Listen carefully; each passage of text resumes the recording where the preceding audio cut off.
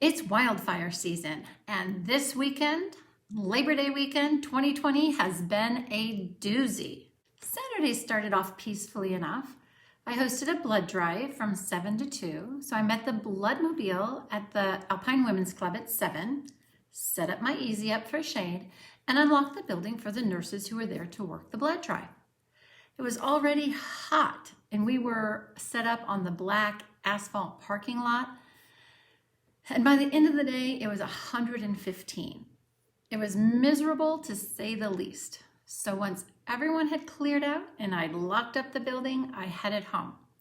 After a quick shower to try and cool off, I went out to the car to grab something, and that's when I noticed the smoke. Not a lot, but it looked like it was pretty close. You know that feeling washed over me that I won't panic yet? But then all the thoughts of evacuation, the list of things that have to be done, and where are the pets' vaccination records, etc., etc. I know we're supposed to be always at the ready, but I wasn't. How many of you had similar thoughts when you saw those first plumes of smoke? So today, and all weekend really, I've been musing and thinking about what I can do in the future to be better prepared, so I don't feel so nervous and uncertain. The last time we had to evacuate, it was 2003. It was the weekend before Halloween, and my kids were little, 2 and 4. It was a cedar fire, and it was bad. At that time, I put my kids down for a nap. Then I ran room to room collecting the most important things that I thought I should take. And since we had a motorhome at that time, I wasn't worried about packing neatly. Just load up and go.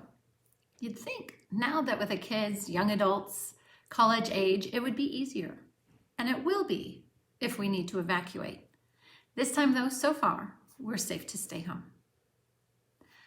I'm here to remind us about the 5 P's of wildfire evacuations. These are not necessarily in the order of importance, rather than how my musings went. First, your personal needs. The last time we had to evacuate, I just grabbed the dirty laundry hampers from each room. That's what we'd worn the week before, and I figured we'd have everything in it, socks, underwear, clothes, etc. However, it wasn't enough. A week later, when we were allowed to return home, it had turned cool, so we needed cool weather clothes. We were lucky and our home was still standing, full of a week's worth of soot and spoiled food in the refrigerator, but we were home. So now I always have a pair of sneakers and sandals and a jacket in the trunk of my car, along with a blanket just in case. You always want to make sure you have your sunglasses, hats, and other items that you use on a daily basis, phones, chargers, cash, etc. 2. Nowadays, I pay most of my bills online. I'm sure you do too. There are still some papers that I needed to grab. So now I have a small fire safe that I keep passports, copies of my will and trust, birth certificates, social security cards, duplicate health insurance cards, records of vaccinations. I'd recently gone through it looking for something and I hadn't put everything back.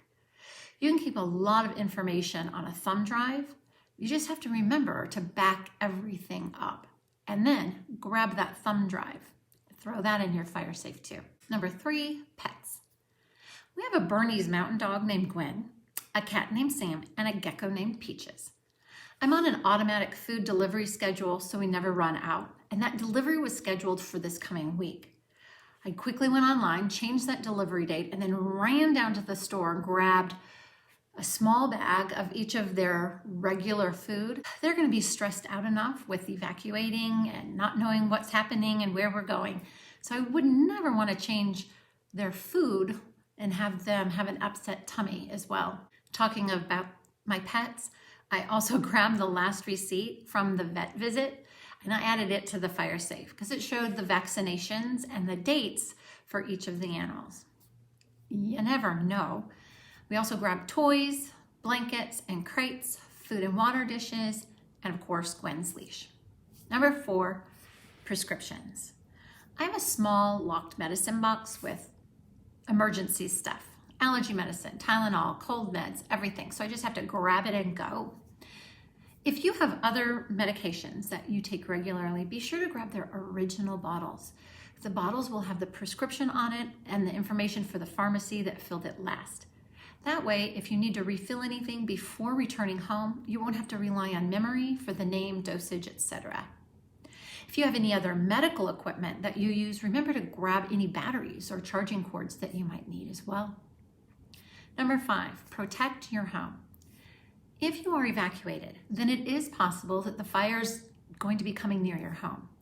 The fire department suggests that you open all of your curtains and blinds because with the intensity of the heat of a wildfire, windows break and anything combustible close to the broken windows will possibly ignite. And now you have a fire inside and outside. Also, remember to move your barbecue and any portable propane tanks away from the structure. Never stack wood against your house either. And finally, I know this makes 6 on the list of musings. Take pictures before you leave of every room, closet, cupboard, garage, any other storage shed you might have. You won't capture everything in the pictures, but you will get a lot of it. Hopefully what you do see in the pictures will jog your memory about what else you had stored in there. Hopefully you won't need it. But friends who unfortunately have lost their homes in wildfires say that the paperwork to file a claim with their insurance company is lengthy.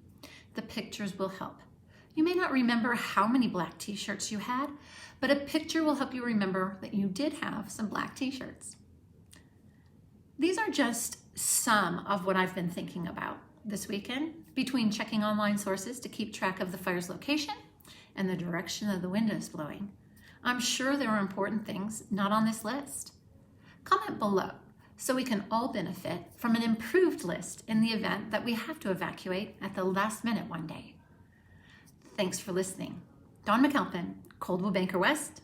Make it a great day and stay safe.